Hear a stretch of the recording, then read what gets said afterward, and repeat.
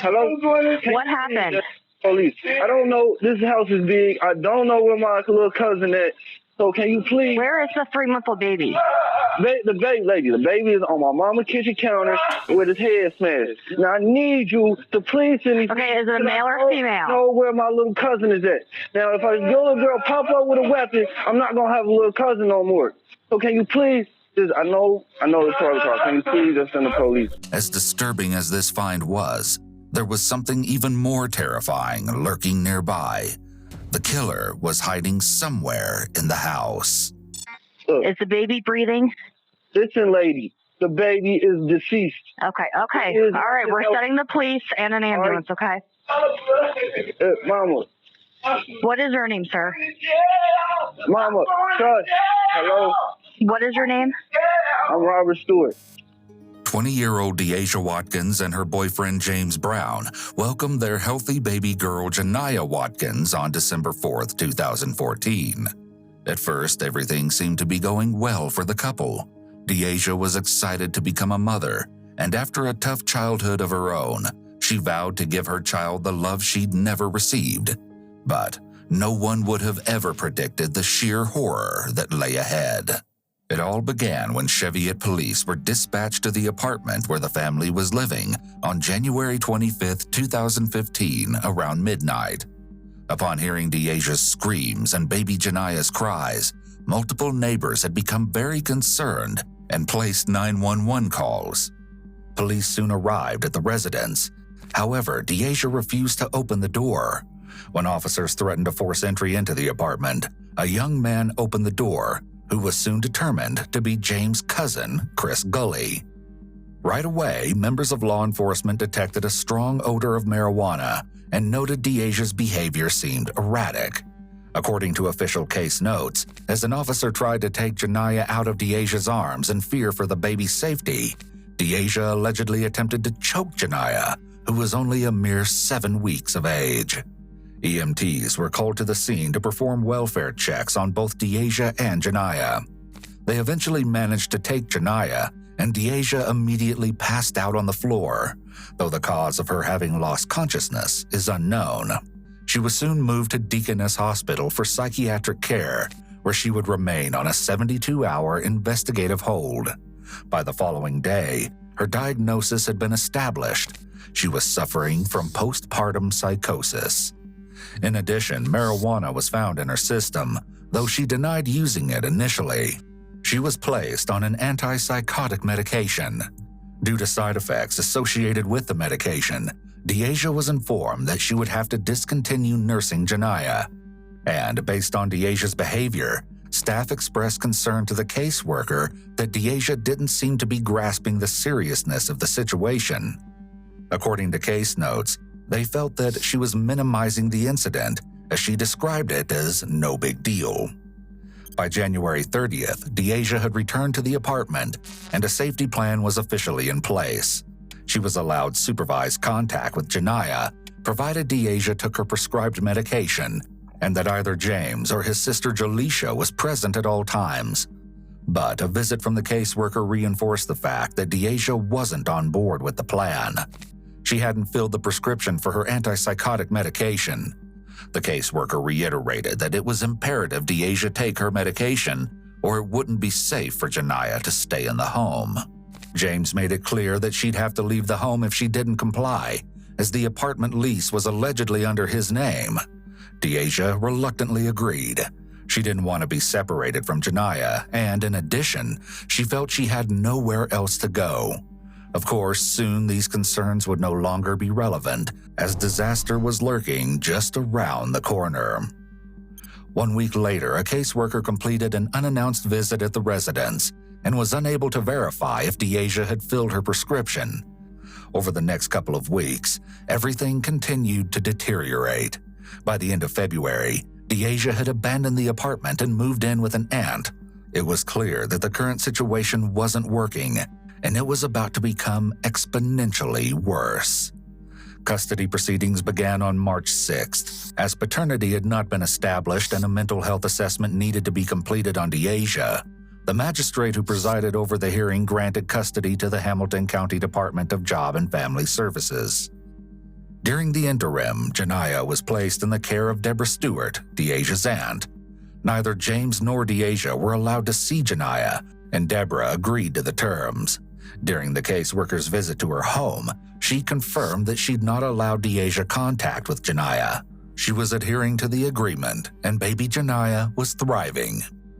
But in actuality, things weren't at all as they appeared to be, nor as Deborah claimed them to be. You see, Deasia had been spending time with Janiyah, a lot of time actually. She'd moved into Deborah's home days earlier. Deborah was coping with her own personal issues and health problems. Caring for a baby on her own was just too much to handle. So Deborah allowed Deasia to stay, despite the fact that she'd explicitly agreed not to allow her contact with Janiyah. 3 days after the caseworker's visit, a life came to a shockingly brutal end within the confines of Deborah's walls. A dispatcher received the frantic 911 call early that morning. Thanks so much for being here, Robert. Since 911, where's the address of your emergency? Somebody please send the police. Please. What is the address? 5957 Wildwood. Okay, ma'am. Lord, help me. Ma'am, who were you just you were just talking to somebody. Who were you just talking to? My son, he came over here, he found that I was asleep. Ma'am, you weren't crying but I heard you talking to him. You were fine. And then when I picked up, you started crying. I need you to tell me what's going on. The dispatcher is trying to make sense of the situation, but so far, nothing is adding up, and her skepticism is evident. Oh my God, help me. Listen to me. I need you to stop crying, okay? Stop crying. I need you to take a deep breath and tell me what happened. All I know is my son came in here and woke me up and said, Mama, the baby's dead. And I'm like, what are you talking about? Here, talk to my son, brother. How old is the baby? The baby is 3 months. Oh my God, I'm going to jail. Deborah passed the phone off to her son, Robert, who'd arrived at the home along with his children just minutes earlier. It was his youngest child who had arrived in the kitchen first and bore witness to the terribly gruesome scene. Robert had immediately ushered his children out of the house to safety, then re-entered, desperate to locate his mother, Deborah. Hello? What happened?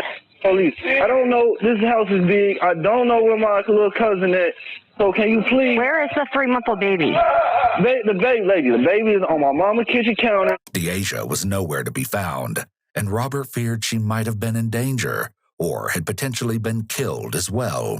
Okay, I need to know what happened to the baby. I don't know what happened to the baby. I came into the house. She told me, came into the house. The baby was on the counter. My mom was in the bed asleep. I woke my mom up and we calling you.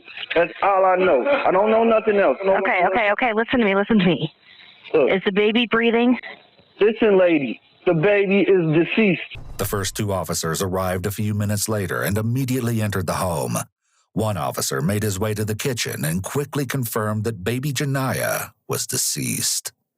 Simultaneously, the second officer located Deborah in the bathroom of the master bedroom. Officers on scene radioed for additional officers to assist. Amidst the chaos and confusion, a few officers cleared the home and, in the process, they located Deasia. She was in the bed in her room, tucked under the covers, though her hair remained visible.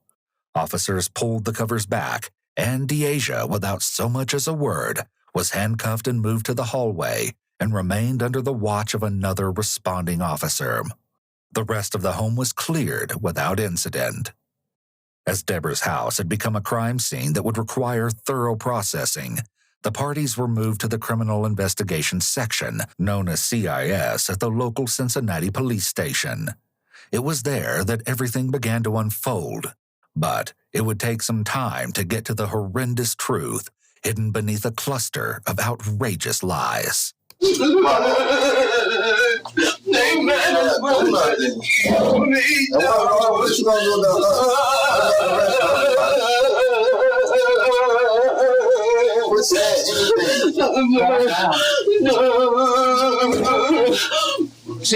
over a little more. I mean, you should try to move the table. I'll move this over a little bit so you can make it easier. Somebody kill me. You ain't do nothing wrong. I know I just that boy, baby. Somebody help me. Somebody help me. Mama, what does you want us to help you do? You can't bring back right. You know that. You go to and what can't take this. And what about us? And what about your kids? I can't. What about your kids? What about us? You being real selfish. No, I'm not. It ain't nothing you can do. You trying to help. It ain't nothing you can do.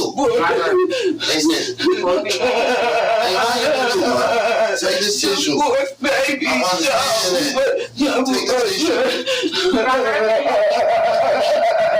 Deborah's gut-wrenching cries can be heard from the nearby room where Deasia is seated, waiting for detectives to enter.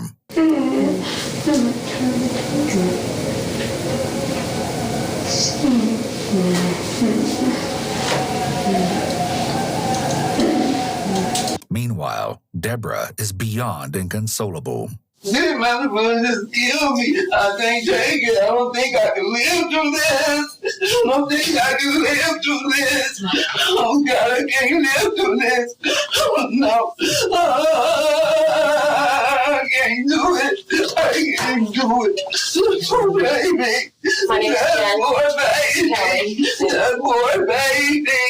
That poor baby. More than 2 hours pass before detectives enter the room where a stoic Deasia remains seated. Hi. Are you Dee Dee? My name's Jen. This is Jake. Are you handcuffed?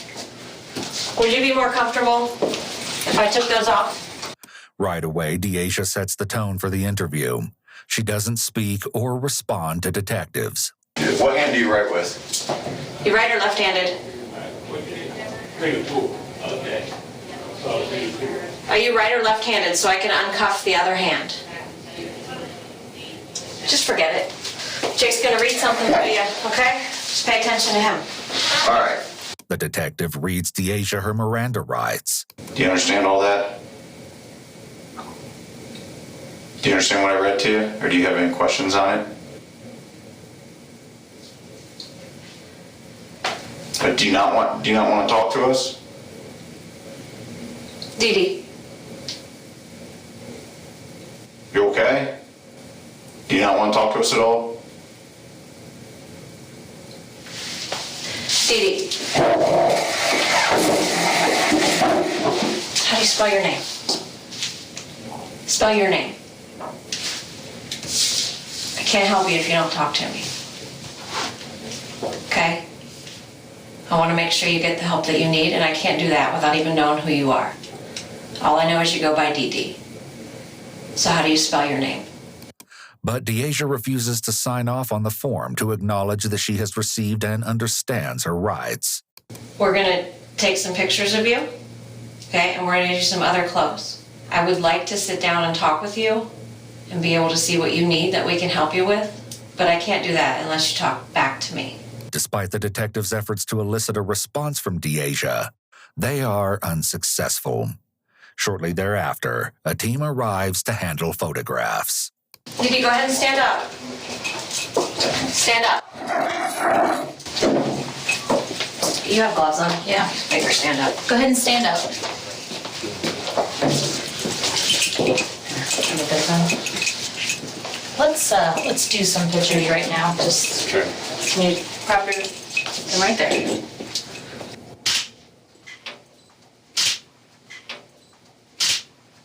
Several minutes later, the photographs have been taken, and Deasia's clothing has been confiscated and retained as potential evidence. You drink any of your water? Upon re-entering the room, the detectives continue to run through the gamut of classic interrogation tactics, but each proves ineffective. Nearly 6 hours in, they've gotten nowhere with Deasia, and the meeting comes to an end. After the unavailing attempt to gain information from Deasia, she was transported to Deaconess Psychiatric Unit, where, yet again, she received treatment and was kept for observation. 3 days later, she's back at the station, seated in front of detectives. And as you're about to see, This interview is in stark contrast to the one that took place previously. You handcuffed? Yes. Let me take them off. You left or right-handed?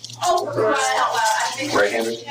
And I'm going to read you a form here in a second. Okay, I'm going to ask you to sign it saying that I read it off to you and that you understand what's on it. Okay? Once again, the detective reads Deasia her rights.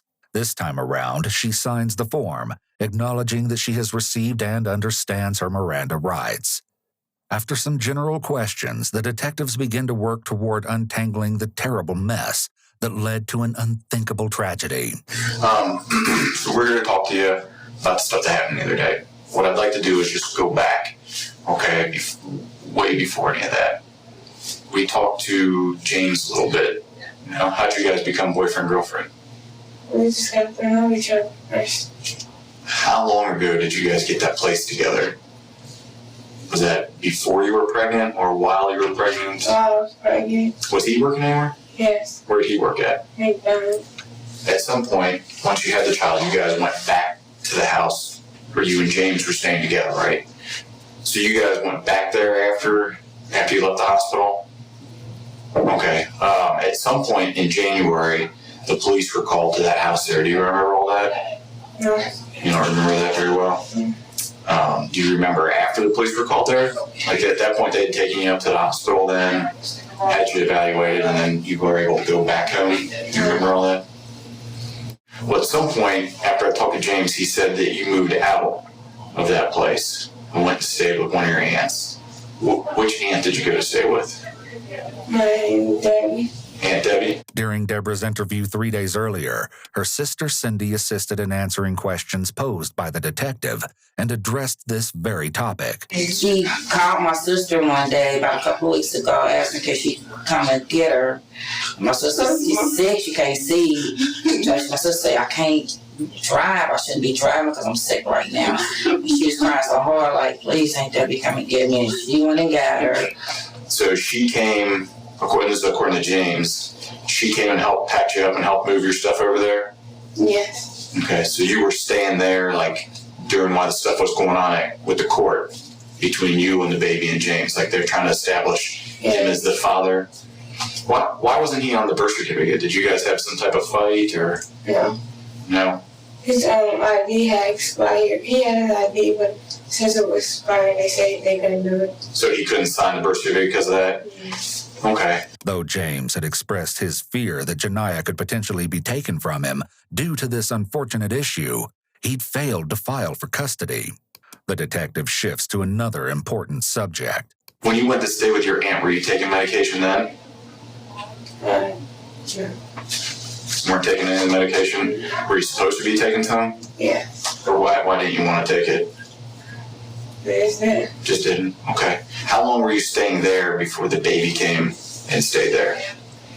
2 weeks. And then the court gave custody to your Aunt Debbie, right? Yes. While it appears that Deasia is clearly under suspicion, perhaps not everything is as it seems.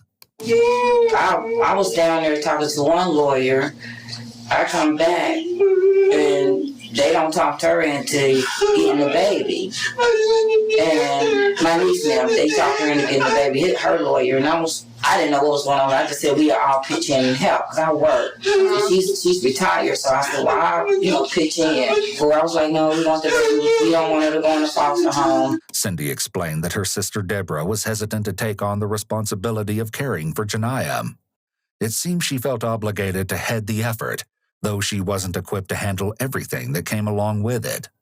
Maybe that had an impact on an extreme action she'd take in a matter of just a split second, one she'd come to desperately regret.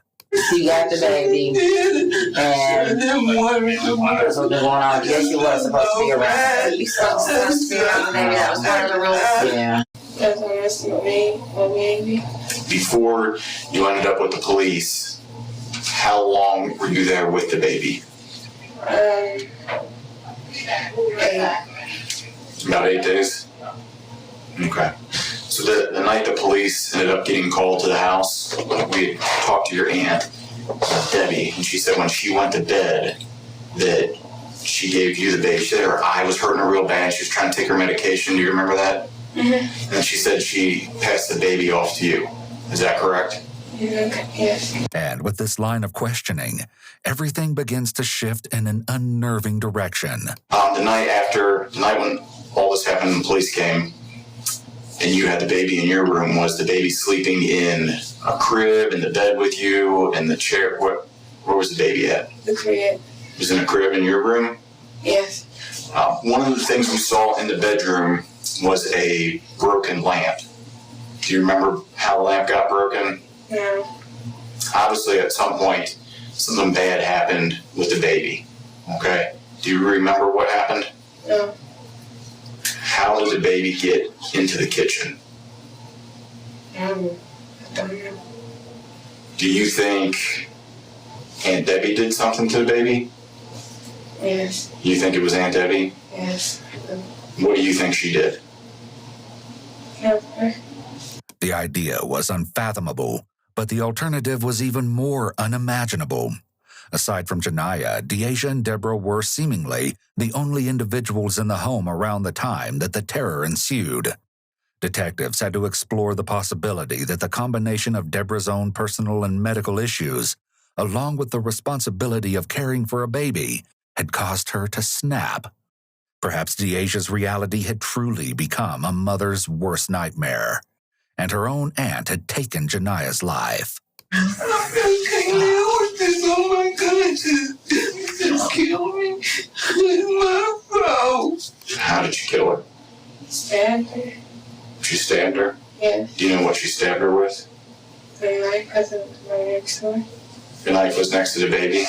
On the baby hand when I saw it. The what? I'm sorry? It was on the baby hand when I saw it. So you went out there and saw... No, when I heard her scream. She hadn't seen the infant's lifeless body. She'd heard Robert's little girl's blood-curdling screams as the child entered the bloodied kitchen, and word of the grisly scene soon made its way through the home. But clearly, things weren't quite adding up.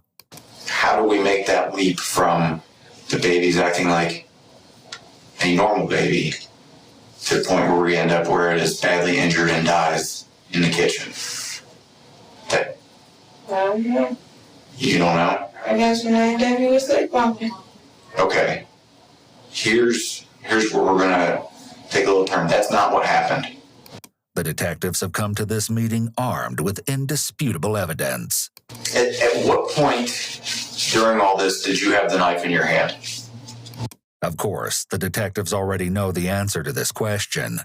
They just need to hear it from Deasia. I didn't have the knife in my hand.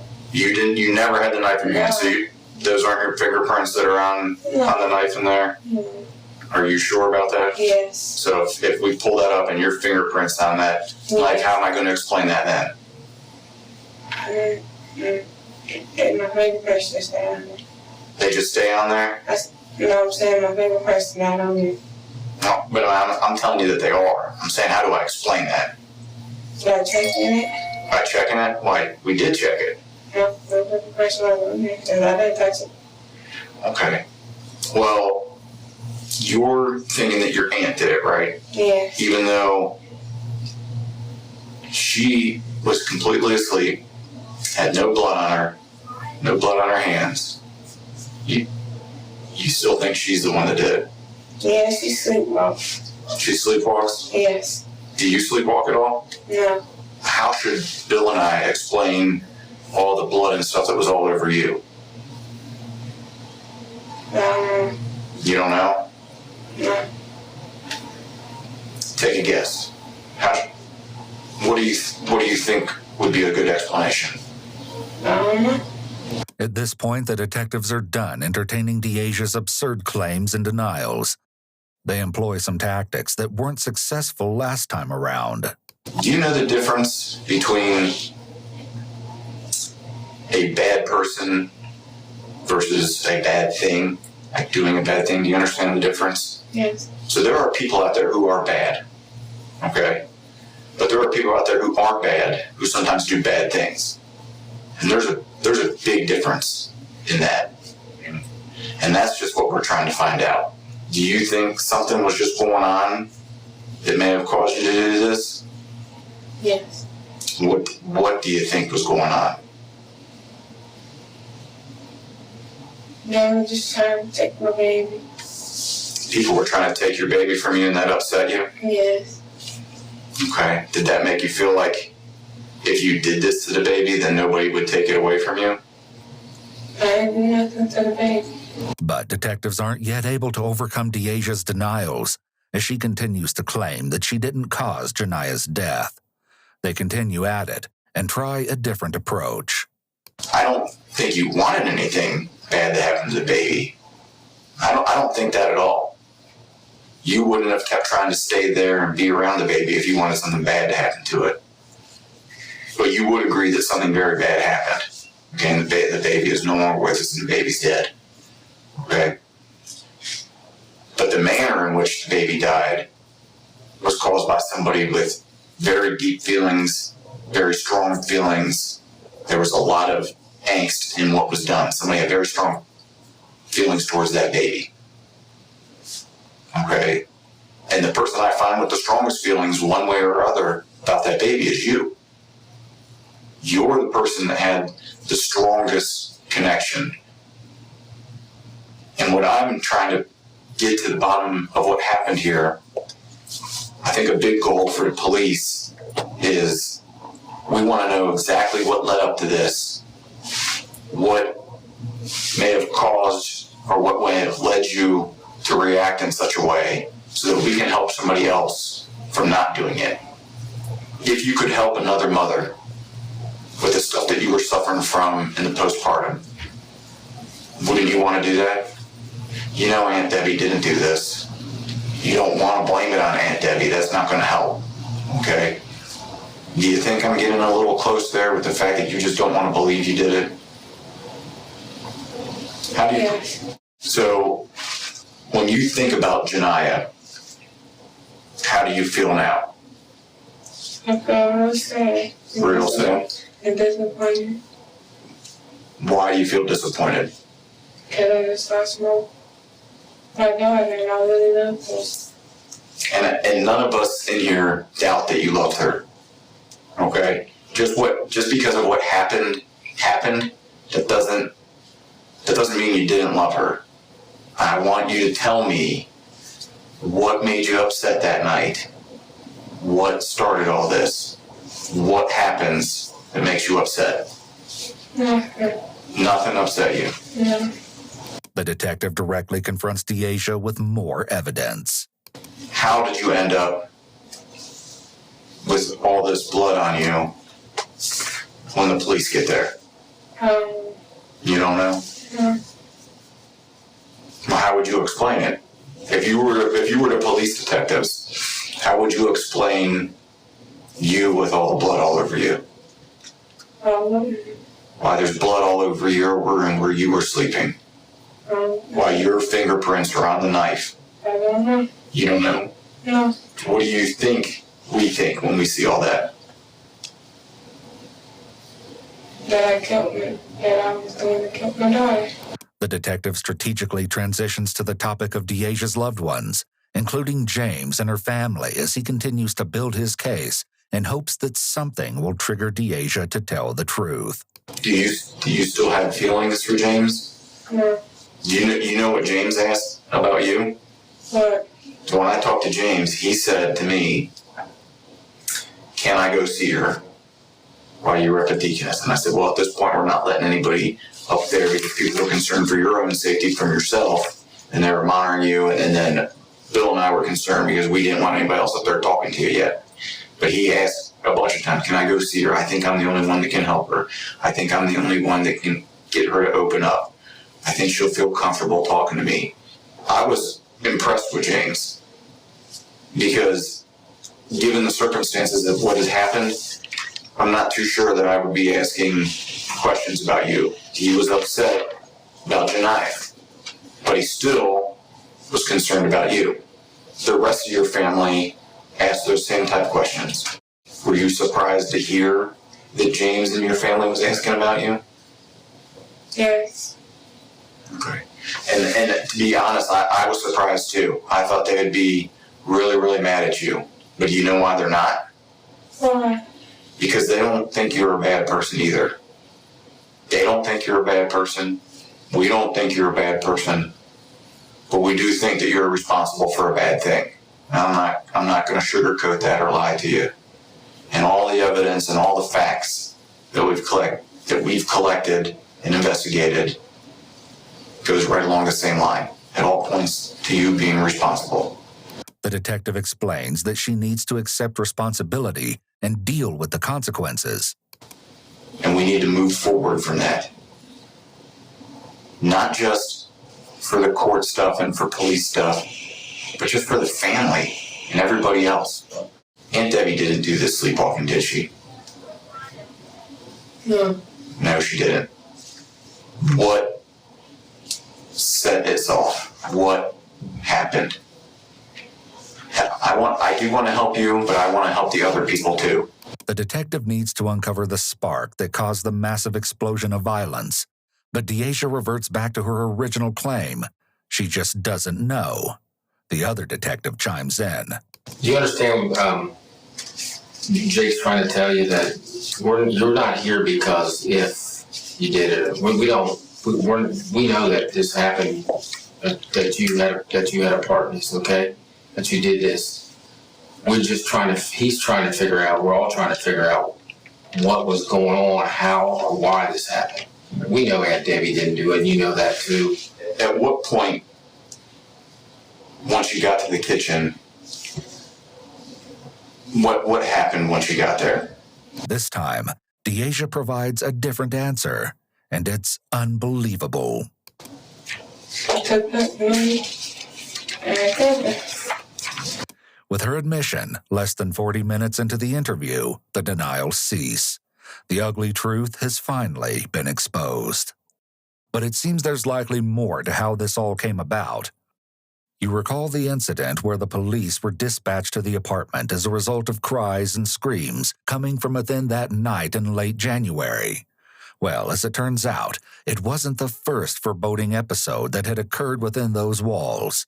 James shared some disturbing details with the caseworker at that initial meeting, shortly after Deasia had been taken off to the hospital for an evaluation.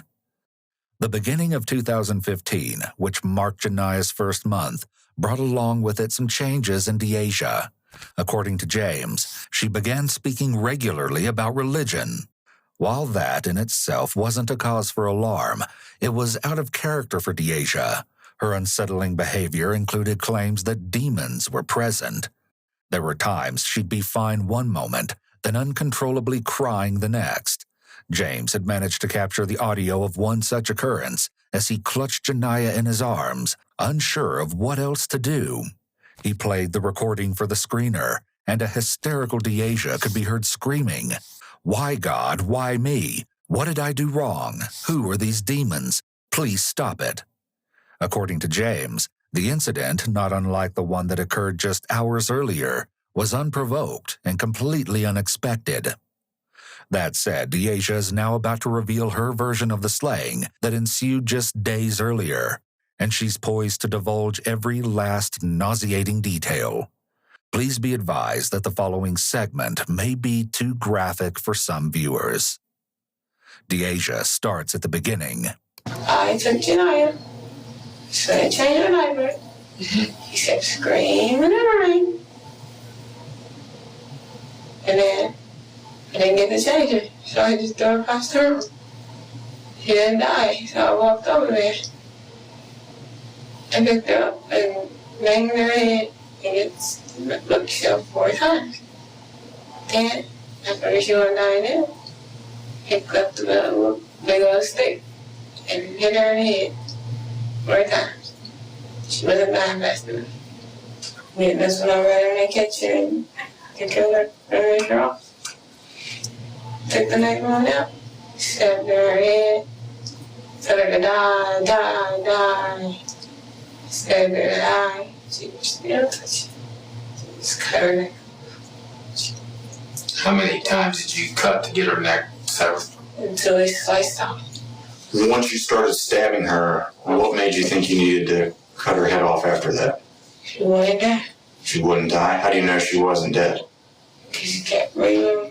And She kept what? breathing and moving around. She kept breathing and moving around? Yeah. Even after you were stabbing her? Yes. What did you do with the knife after that? Put it in her hand. Was there a reason that you did that? Yes. Why did you put it in her hand? So it looked like she did. So it would look like she did it? Yes. And then what did you do? I went back on. Deasia's revolting account is consistent with the evidence found at the scene. What made you do that? Mm, You don't know? no. Do you regret what you did? Do you feel bad about what you did to Janiyah? No. Why don't you feel bad? Just Do you blame Janiyah for something? no. What made you want to kill her? I don't know. Do you think you could have just given her to James instead? Yes. I get in contact with him. Couldn't get in contact with him? No. James, How long before Robert showed up? A good 15. I'm sorry, A good 15. 15 minutes? Yes. Did you hear the little kids scream when they came in? They didn't even scream. The little girl said, the baby. So you heard all that? Yeah.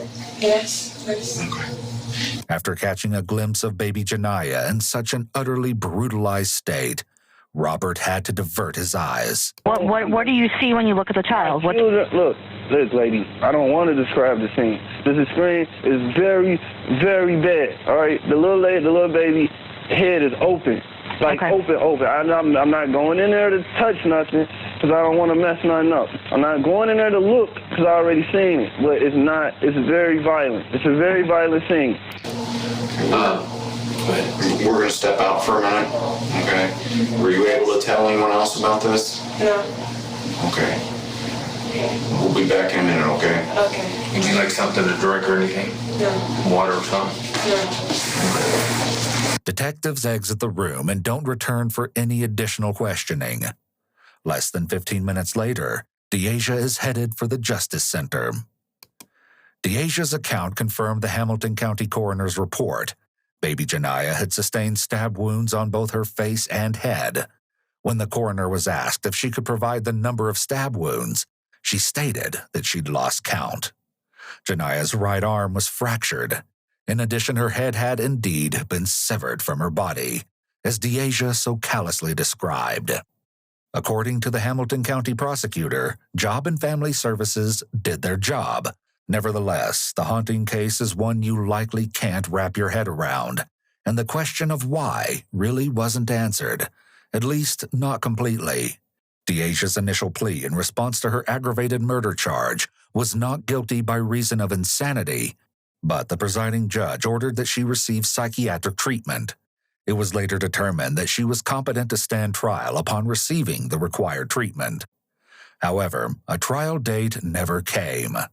Deasia Watkins pleaded guilty to the brutal murder of her own infant in February of 2017.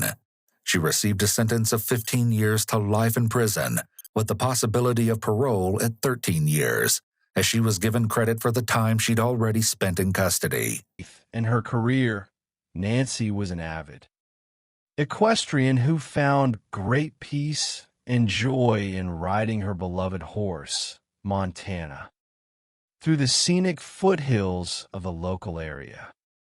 In 2006, Nancy and her late husband, Robert, a local contractor, purchased a secluded, rustic property on El Faro Road. They worked tirelessly to remodel the estate, turning it into a beautiful retreat featuring a 2-story Victorian home with spacious wraparound porches and a majestic willow tree. They named the property Paradise Ranch, reflecting Nancy's spiritual hope. After Robert's sudden and tragic passing from a heart attack, Nancy lived alone on the property, eventually choosing to utilize the main Victorian home as a vacation. rental while she resided in a cozy, converted studio apartment on the estate. In May of 2018, Nancy decided to sell Paradise Ranch. The maintenance of the large property had become overwhelming, and she wished to dedicate her time fully to her spiritual ministry, teaching others about the Bible. To prepare the home for sale, she had hired several local contractors, painters, and tradesmen to perform necessary repairs and renovations. On Friday, May 4th, 2018, a large wedding party consisting of more than 20 guests checked into Paradise Ranch to celebrate a vineyard wedding at a local winery. The bride and her bridesmaids were staying in the guest house and main Victorian home. Nancy welcomed them warmly, introducing herself and offering a hug before retiring to her studio apartment, which was separated from the main guest quarters by a single wall. The following morning, Saturday, May 5th, Amanda became deeply concerned when her mother failed to arrive for a scheduled Bible study. Such an absence was completely contrary to Nancy's disciplined and devoted nature. Amanda contacted her mother's neighbor, asking her to check on the apartment. When a neighbor arrived, she found a scene that was immediately alarming. The front door of Nancy's studio was wide open, the television was blaring, and Nancy was nowhere to be found. Amanda rushed to the property, and upon entering the apartment, her worst fears were realized. On the floor lay two large, dark stains that appeared to be blood. The sheets and bedding from Nancy's bed were missing, and the bedroom walls and headboard were marked with a fine pattern of blood spatter. On a bench near the door sat Nancy's purse, her car keys, her cell phone, and her iPad, indicating she had not left the home voluntarily. Amanda immediately called 911 to report her mother missing under highly suspicious circumstances. Senior Deputy Degnan and other officers from the San Luis Obispo County Sheriff's Office arrived quickly at the scene. They were joined by Reserve Detective Clinton Cole, who was assigned to investigate the disappearance. From his first steps into the cottage, Detective Cole recognized that the space was a crime scene. There were no signs of forced entry, suggesting that Nancy may have been surprised in her sleep or had opened the door to someone she recognized. As the forensic team began documenting the scene, they noted several critical details. A beige pillow resting on the bed featured a significant blood stain, and upon closer inspection from atop a ladder, a forensic technician identified a faint, partial print of a hand within the blood. This suggested the pillow may have been used as a weapon to smother or suffocate the victim. The investigators swabbed the bloody handprint for foreign deoxyribonucleic acid and sent it to the state laboratory for urgent analysis. That evening, the investigation received a significant lead. Officers from the California Highway Patrol discovered a bundle of bedding and women's clothing discarded on the side of La Ponza Road, approximately 6 miles from Nancy's home. The items included a gingham print sheet that matched the remaining bedding in Nancy's room, a dress, a pair of shorts, and shirt. The clothing and bedding were heavily stained with blood. Amanda confirmed that the items belonged to her mother, solidifying the theory that Nancy had been severely injured and transported away from her home against her will. The presence of over 20 wedding guests on the property created a highly complex investigative challenge. These individuals had ready access to the estate and represented an immediate pool of potential suspects. Detective Cole and his team spent hours interviewing every guest, seeking to establish a detailed timeline of their movements. The wedding party had attended a rehearsal dinner at a local winery on Friday evening, returning to Paradise Ranch around 10:30 in the evening and retiring to bed by midnight. The bride, sleeping in the guest room directly adjacent to Nancy's apartment, had worn earplugs and reported hearing absolutely nothing during the night.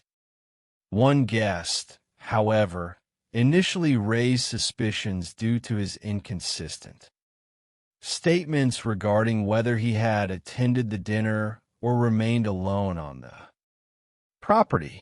When investigators attempted to follow up with him, he became defensive and uncooperative. Seeking to resolve this red flag, Detective Cole and his partner traveled to the man's residence in Northern California. Upon their arrival, the guest's attitude had changed. He was highly cooperative, provided photograph evidence confirming his presence at the rehearsal dinner, and voluntarily provided a deoxyribonucleic acid sample, which successfully cleared him of any involvement. With the wedding guests eliminated as suspects, investigators focused on the numerous contractors who had worked on the property. Amanda identified two individuals of interest.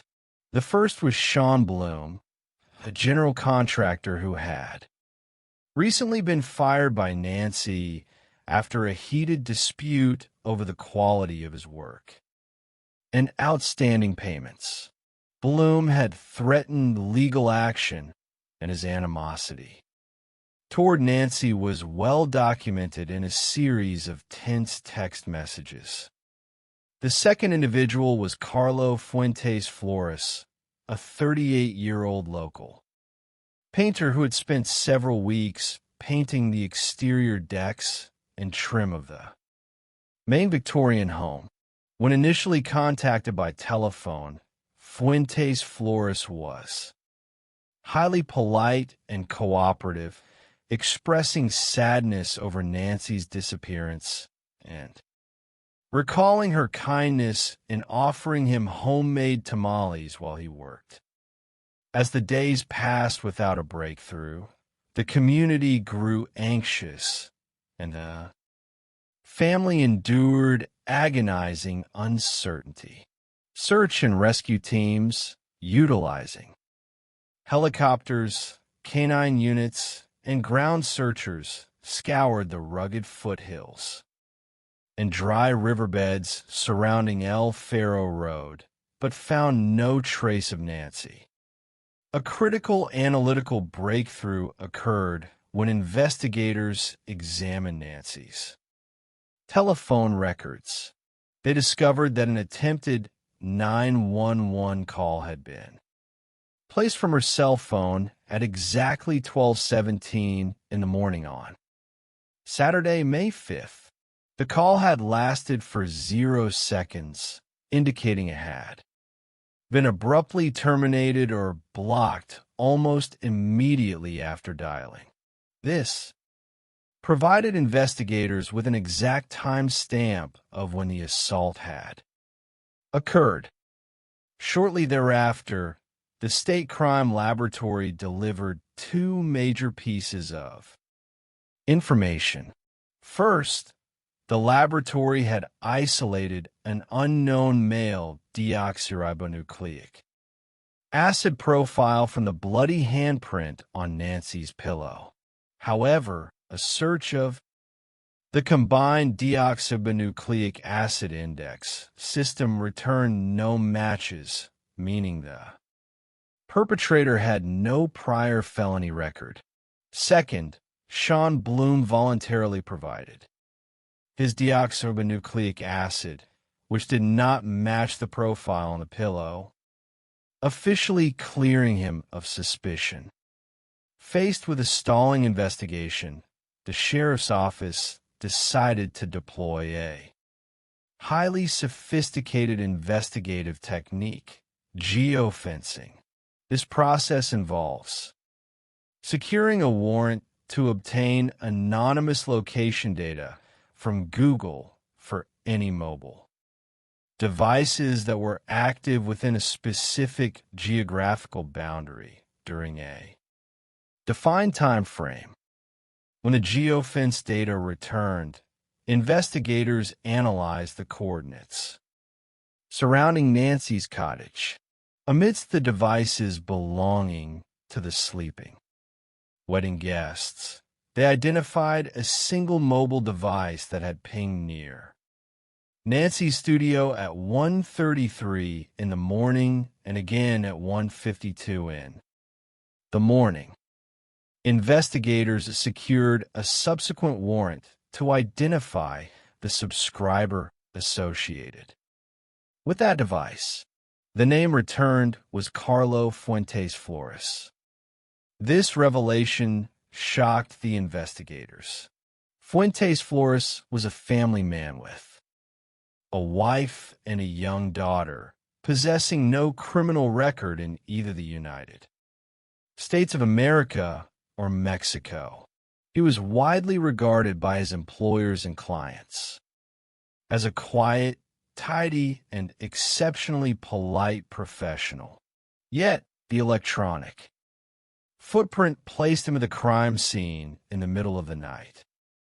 To understand his potential motive, investigators obtained a warrant for Fuentes Flores' Google search history and mobile phone contents. The digital analysis revealed a dark, deeply compartmentalized double life. Beneath his polite exterior, Fuentes Flores harbored an obsession with older women, frequently searching for cougar, pornography, and escorts.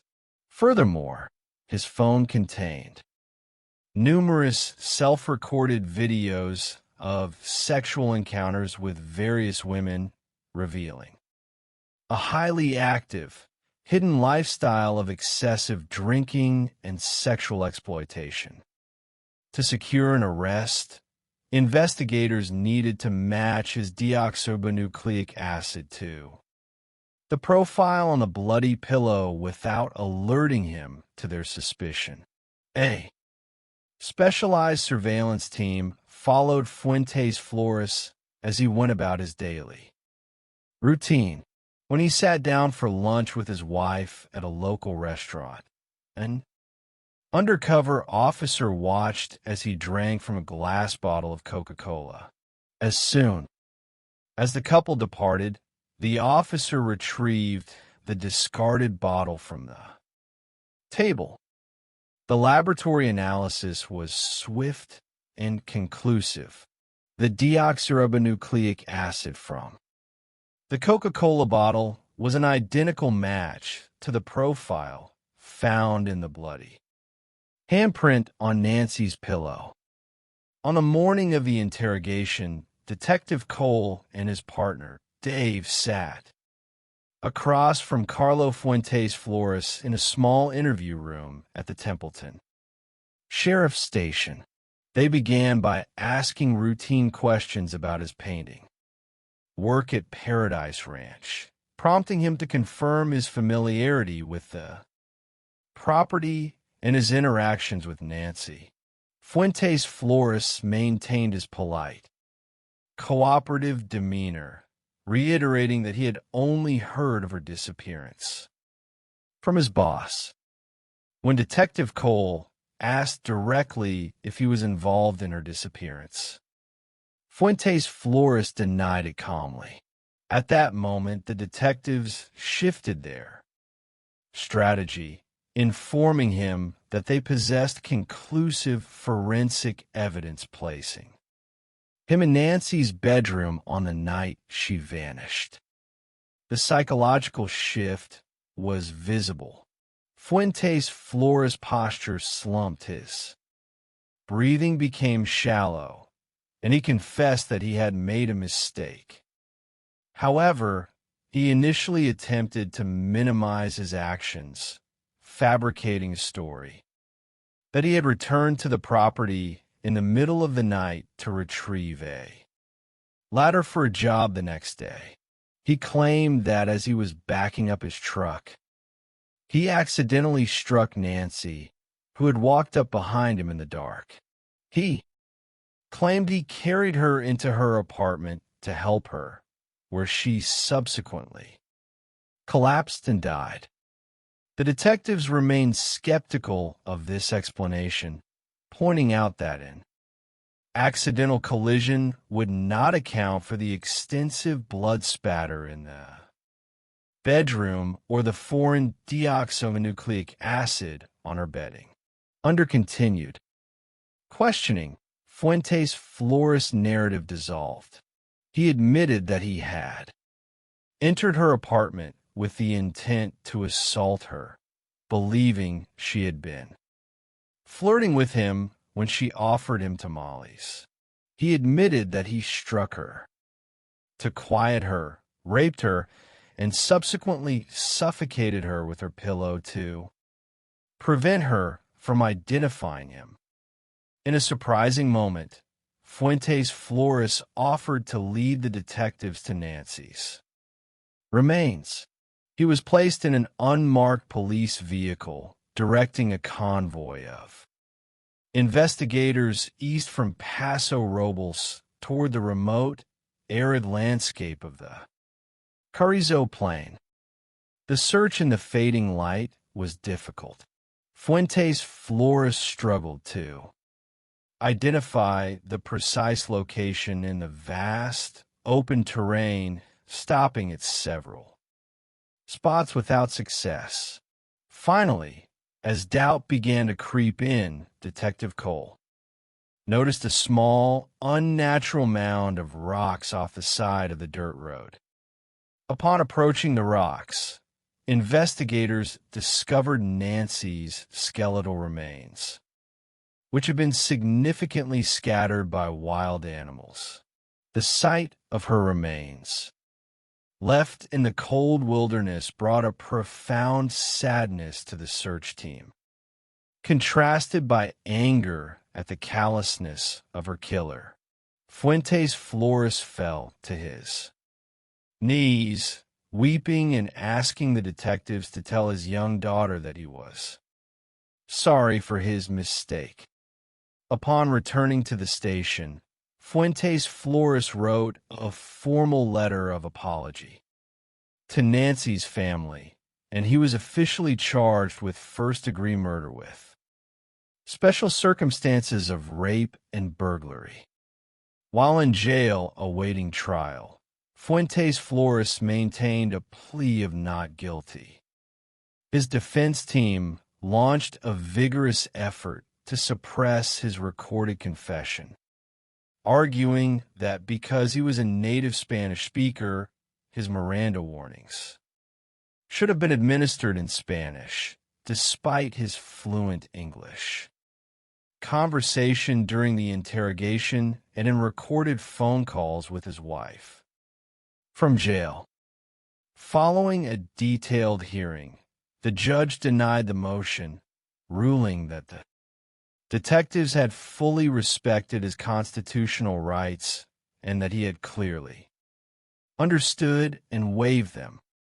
Faced with the prospect of a trial and the potential for a death sentence, Fuentes Flores agreed to a slow plea arrangement. Under this legal framework, the defense waived a jury trial, allowing the prosecutor to present the complete investigative file directly to the judge, who would make the final determination of guilt.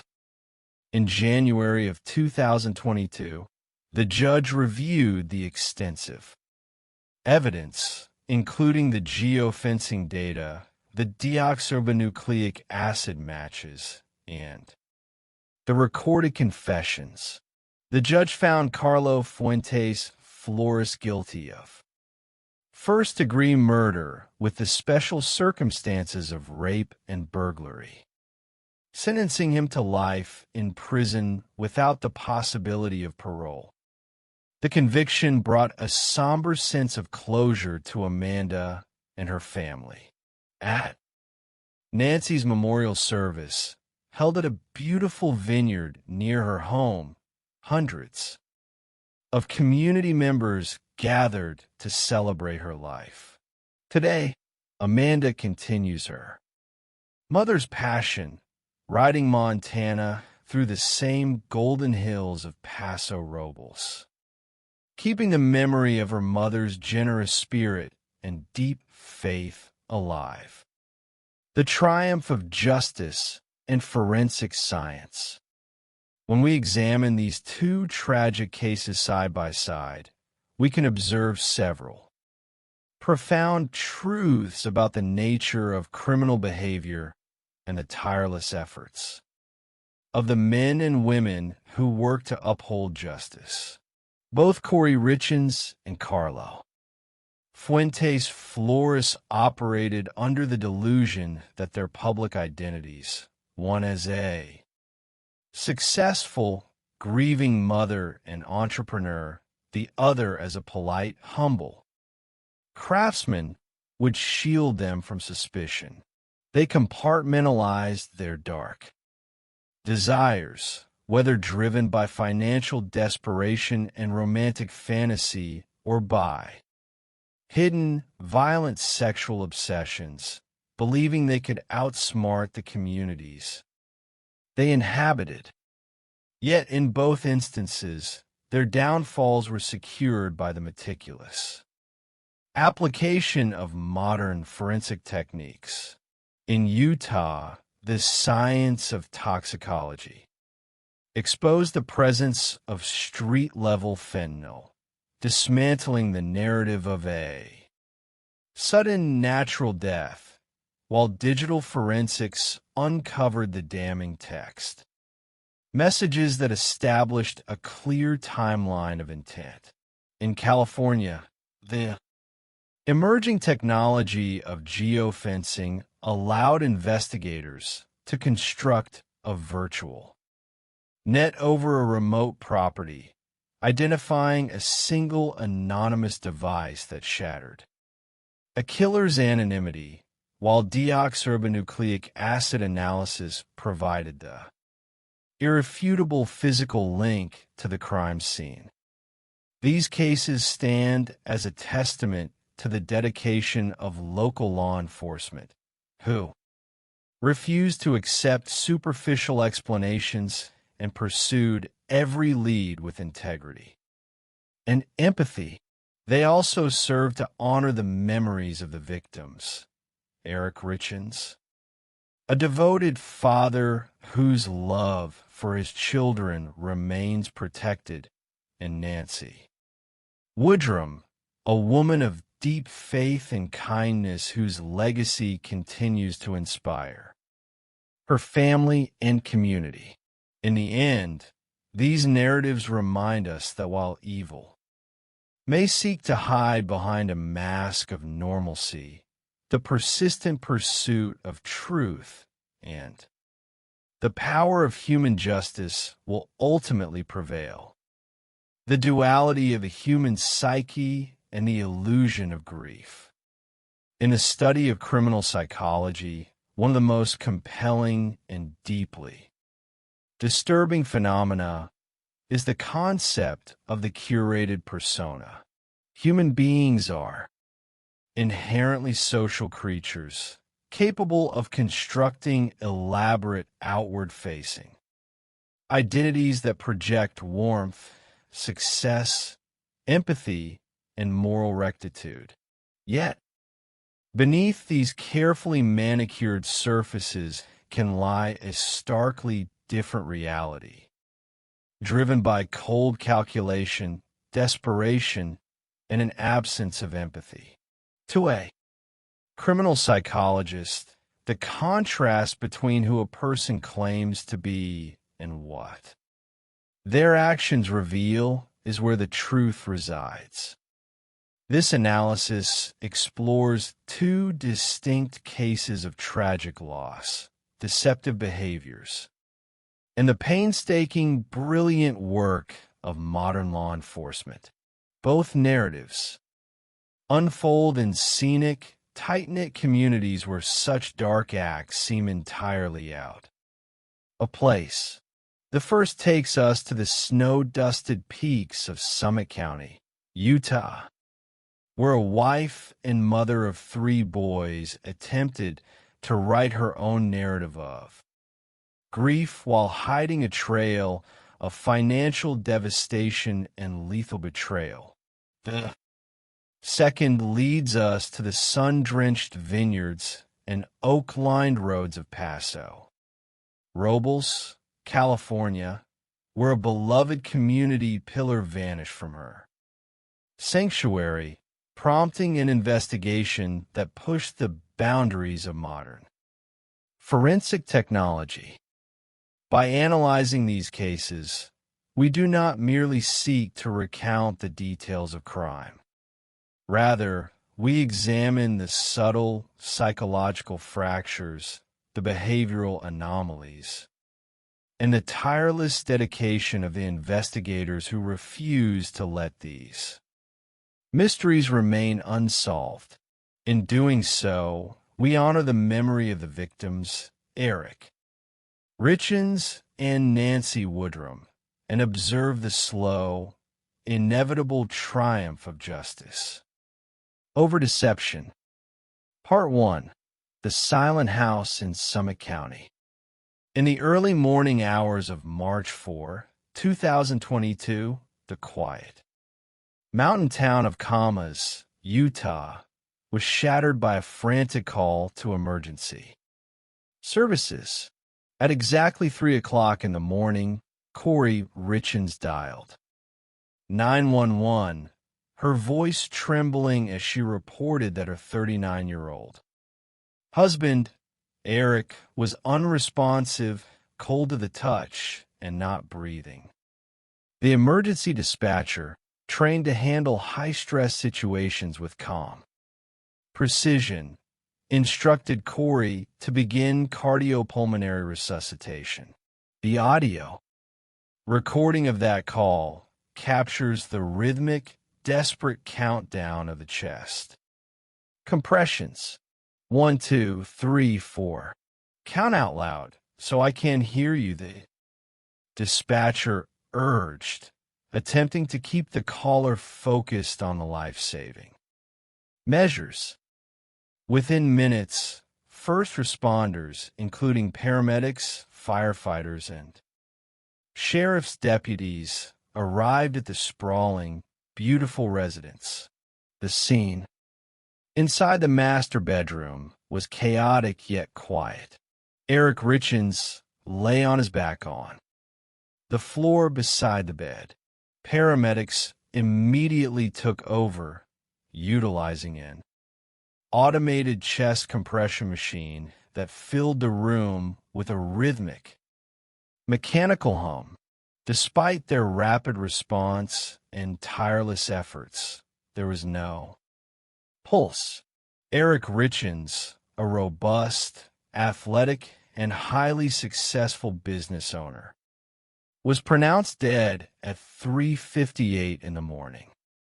For the deputies on the scene, the initial moments of an unexpected death investigation are critical.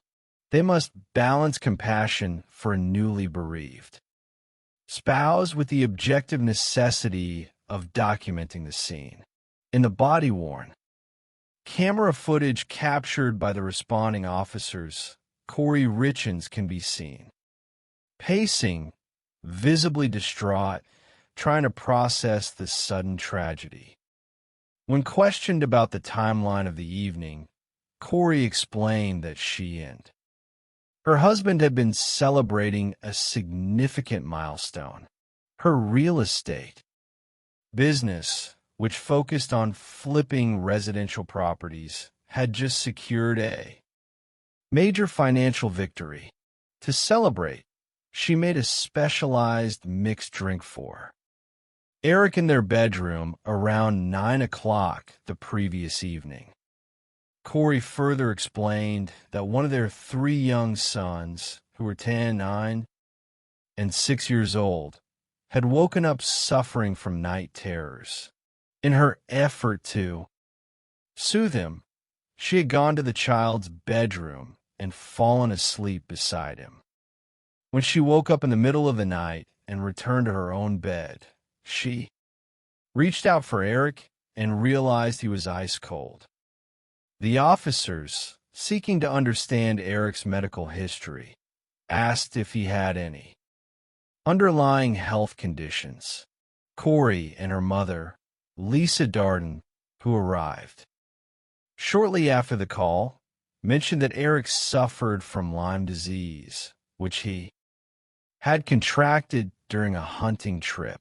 They suggested he received weekly allergy shots and frequently looked pale or complained of chest pains. Additionally, Corey mentioned that Eric occasionally took a tetrahydrocannabinol gummy to help him sleep, though she was unsure if he had done so that evening. As a medical examiner and detectives prepared to transport Eric's body, a paramedic noted a surprising amount of blood around the victim's mouth, which began to discharge during the chest compressions. This unusual physical symptom led to an initial working hypothesis among the first responders that Eric might have suffered a sudden, catastrophic brain aneurysm. To his family and friends, this explanation was difficult to accept. Eric was an avid outdoorsman, a hunter, who traveled as far as Africa for big game expeditions, and a dedicated youth soccer coach who maintained excellent physical fitness. The idea that his life could end so abruptly at 39 years old seemed impossible. Part 2. The Two Faces of Corey Richins. To understand the psychological complexity of Corey Richins, one must examine her background and the deep-seated ambitions that drove her. Growing up, Corey's family moved frequently, relocating every 2 or 3 months due to her parents' work in construction. While she described her childhood as comfortable, it was far from wealthy.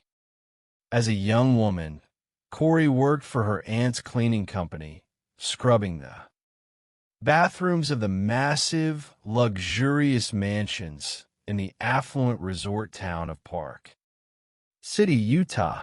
It was during these years that a powerful ambition took root. Corey dreamed that she would not always be the one cleaning these beautiful homes. She wanted to be the one who owned them.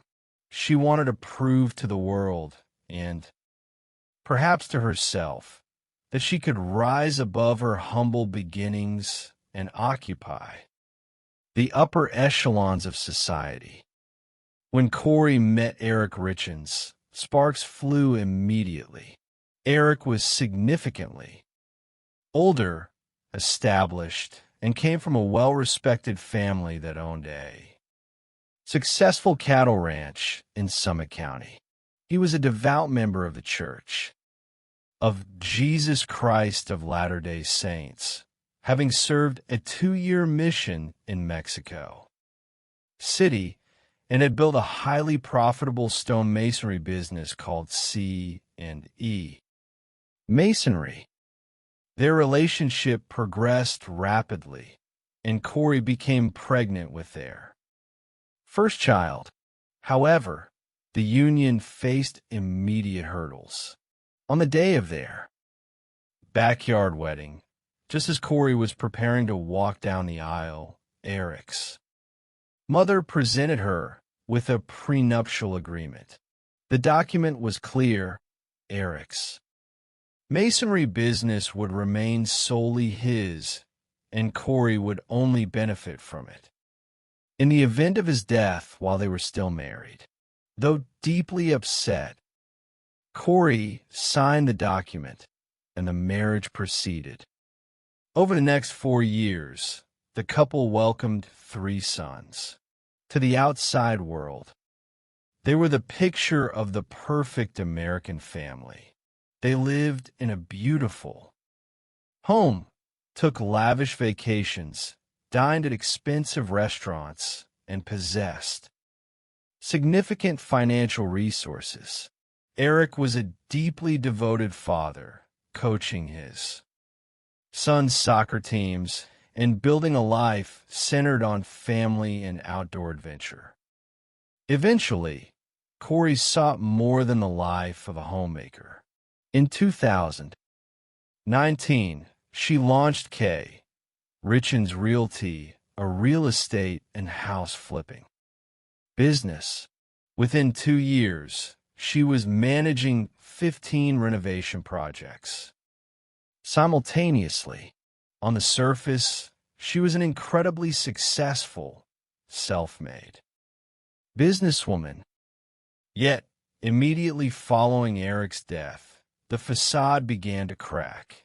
The morning after a gathering of friends and family at the Richens' home to reminisce about Eric, a bitter dispute erupted.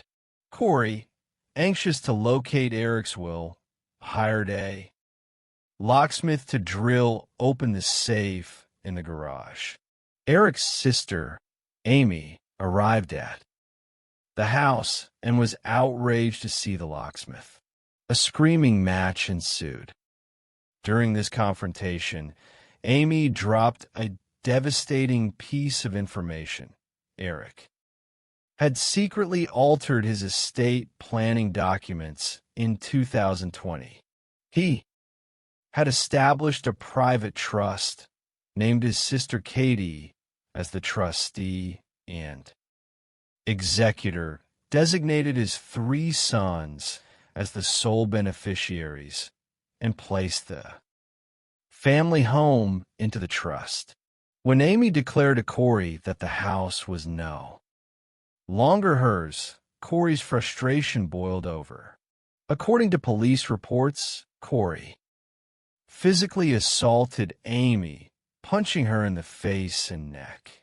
She was subsequently arrested and later pleaded no contest to misdemeanor assault.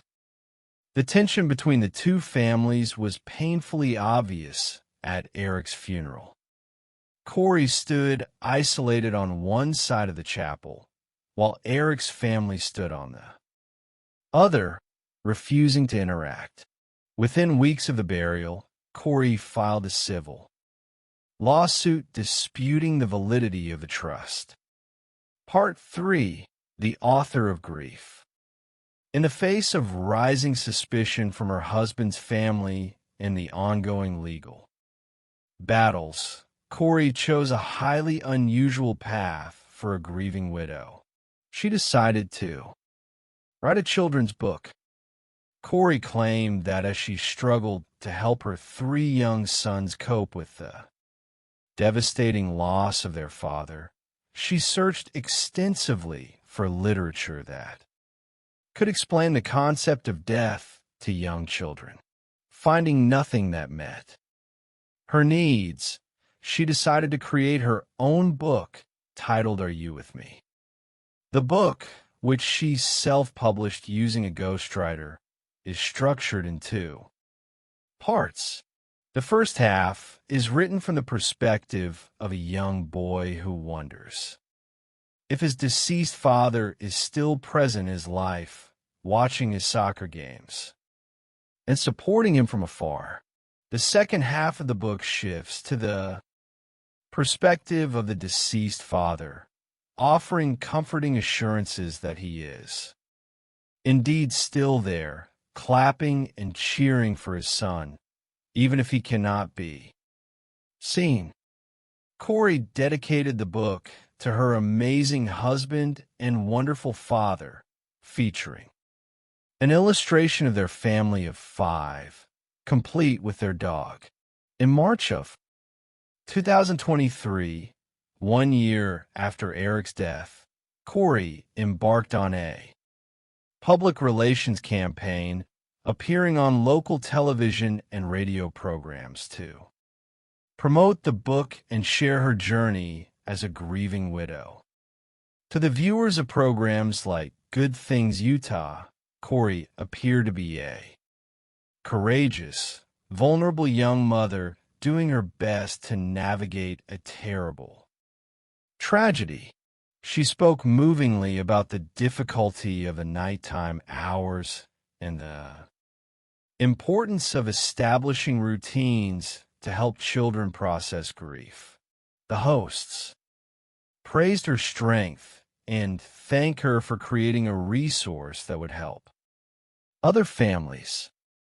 However, the public narrative took a sudden, shocking turn just days after her television appearance. The broadcasting station received an anonymous email, written in all capital letters with multiple exclamation points. The message was simple and chilling. She killed her husband. Part 4. The Toxicological Revelation. While Corey was promoting her book of comfort and healing, state investigators had been quietly compiling evidence that painted a far more sinister picture of Eric's death. The official autopsy and toxicology reports had finally been completed, and the findings were staggering. The chief medical examiner determined that Eric Richins did not die of a brain aneurysm, Lyme disease, or any natural causes. His cause of death was acute drug intoxication, specifically the toxicology screen revealed a massive concentration of fentanyl in his system, 5 times the lethal dosage. Crucially, the medical examiner noted that the drug detected was not medical-grade fentanyl, such as that prescribed by a doctor or administered in a hospital setting. Instead, it was illicitly manufactured fentanyl, the type produced by drug cartels and sold illegally on the street. The revelation that Eric had died of a massive fentanyl overdose sent shockwaves through those who knew him. Eric did not use illicit drugs. He was a health-conscious, athletic father who actively avoided drug culture. With the cause of death established as a homicide, the Summit County Sheriff's Office launched a full-scale criminal investigation. Detectives secured a search warrant for the Richins residence, looking for any trace of illicit substances. While their physical search of the home did not yield any actual fentanyl, they seized Corey's electronic devices, including her cell phone and computer. During the search, Corey maintained her innocence, expressing shock and confusion over the toxicology results. She even called the chief medical examiner directly, asking detailed questions about the chemical compounds found in Eric's stomach. In a recorded phone call, she asked about acetylfentanyl, a specific variant of the drug. The medical examiner explained that fentanyl is an impurity commonly associated with illicitly manufactured street drugs rather than pharmaceutical products. Corey's defensive posturing did little to deter the investigators, who were starting to look closely at her personal and financial life. Part 5. The burden of debt and deception. As detectives analyzed Corey's financial records, they discovered a hidden reality that stood in stark contrast to her public success. Corey's real estate business was not thriving. It was collapsing under the weight of astronomical debt. At the time of Eric's death, Corey was in the process of attempting her most ambitious project yet, the purchase of a massive, unfinished luxury estate in Midway, Utah, valued at nearly $3 million. She envisioned converting the mansion into a premier wedding and event venue, estimating it would require millions of dollars in additional renovations. To fund this and other projects, Corey had turned to hard money lenders, securing short-term, high-interest loans that carried extreme financial risk. She was deeply in debt, owing millions of dollars to over 20 different creditors. In her desperation to secure capital, Corey had engaged in a series of highly deceptive financial practices. In 2020, Eric discovered that Corey had forged his signature to secure a $250,000 line of credit against the family home, a property that Eric solely owned. This discovery had devastated Eric, shattering his trust in his wife.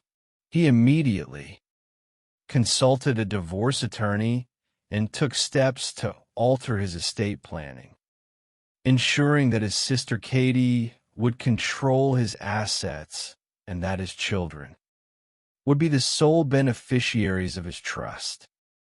Though Eric and Corey ultimately stayed together and attended marriage counseling, the financial deception continued. The investigation revealed that Corey's financial desperation had also impacted those closest to her. Her best friend, Chelsea Barney, had entrusted Corey with $45,000 as a down payment for her first home. Corey had promised to facilitate the transaction, claiming she would secure the loan while Chelsea paid the monthly mortgage. However, Chelsea eventually received foreclosure notices and discovered that Corey had never properly filed the deed. The home was foreclosed upon. Chelsea's family was evicted, and their hard-earned life savings were entirely gone. Similarly, a young family, Taryn and Alec Wright, purchased a remodeled home from Corey's company, only to discover extensive, hidden toxic mold and water damage behind the newly painted walls. The family became severely ill, lost their home to foreclosure due to the compounding costs of temporary lodging, and filed a lawsuit against Corey, who denied any prior knowledge of the issues. As investigators build a timeline of the months preceding Eric's death, they discovered that Eric had fallen violently ill on multiple occasions and that he had openly expressed suspicion that his wife was attempting to poison him. In 2019, during a vacation to Greece, Eric had ordered a non-alcoholic drink due to medication he was taking for Lyme disease. After taking a single sip, he became violently ill. He called his sister Katie from the hotel room, stating that he believed Corey had tried to poison him. Later, on Valentine's Day of 2022, just weeks before his death, Corey purchased a specialty bagel sandwich from a local diner and left it. For Eric, with a loving note. After eating one bite of the sandwich, Eric suffered a severe allergic reaction. He was forced to use his son's epinephrine auto-injector, take a massive dose of antihistamines, and sleep for several hours. When he woke up, he sent a text message to a close friend stating, "You almost lost me this time. I think she might have poisoned me." Part 6. The Drug Link and the Secret Life. To secure an indictment for murder, investigators needed to establish a direct link between Corey Richins and the illicit fentanyl that ended Eric's life. A newly appointed lead detective, Jeff O'Driscoll, decided to review the phone records of all parties involved. In doing so, he identified 3 primary numbers that Corey communicated with constantly: her husband, her mother, and a woman named Carmen Lauber. Carmen Lauber was a house cleaner who had worked for Corey's real estate business. She also possessed a lengthy criminal record involving drug offenses. Recognizing her as a potential source of illicit substances, Detective O'Driscoll conducted a targeted search of Carmen's trash, discovering drug paraphernalia. This provided the necessary probable cause to secure a search warrant for Carmen's residence. During the search of Carmen's home, deputies made 2 significant discoveries: an illegal firearm, which Carmen was prohibited from possessing as a convicted felon, and a copy of Eric Richins' obituary taped to her vanity mirror. Facing the prospect of decades in federal prison for the firearm and drug charges, Carmen agreed to cooperate with the prosecution. She revealed to detectives that Corey had contacted her on 2 separate occasions in early 2022, specifically requesting strong pain medication, which she referred to as the Michael Jackson stuff. Carmen admitted that she procured fentanyl pills from a local dealer named Robert Crozier and delivered them to Corey. According to Carmen, after the first delivery, Corey contacted her again, stating that the pills were not strong enough and requesting a more potent dosage, which Carmen subsequently provided. The timing of these transactions was highly incriminating. Phone records showed an exchange of 30 text messages between Corey and Carmen on Valentine's Day, the very day of the poisoned sandwich. Furthermore, another delivery of pills occurred on February 26, just days before Eric's sudden death. As investigators dug deeper into Corey's digital communications, they uncovered a completely separate motive for the crime: a long-term, passionate extramarital affair. For several years, Corey had been involved with a 41-year-old handyman named Robert Josh Grossman. Josh was a combat veteran who had served in Iraq and was living a transient lifestyle, often couch surfing or working for free in exchange for lodging and support from Corey. The text messages between Corey and Josh, which spanned months, revealed a deeply emotional and romantic connection. While Josh expressed intense, sometimes naive affection, Corey used the relationship to project her dream of a future where they would live together at the Midway Mansion, operating the event center and raising children. Crucially, on the Wednesday before Eric's death, Corey sent a text to Josh, pleading with him to be patient. "Hang in there until Friday," she wrote. "Life is going to be different, I promise." Friday was the day Eric Richins died. Part 7. The Jailhouse Letters and the Courtroom Battle. On May 8, 2023, Corey Richins was arrested and charged with 1 count of aggravated murder and multiple counts of possession of controlled substances with the intent to distribute. While held without bail at the Summit County Jail, Corey's penchant for writing would once again prove to be her undoing. During a routine search of her cell, corrections officers uncovered a handwritten 4-page letter hidden inside her belongings. The letter, which began with the phrase "walk the dog," was addressed to her mother, Lisa. In the letter, Corey instructed her mother to contact her brother, Ronnie, and direct him to provide false testimony. She laid out a specific narrative for Ronnie to deliver, suggesting he should claim that Eric had admitted to obtaining pain pills and fentanyl from Mexico through ranch workers. The prosecution immediately filed charges of witness tampering, arguing that the letter was a clear attempt to fabricate evidence and influence witnesses.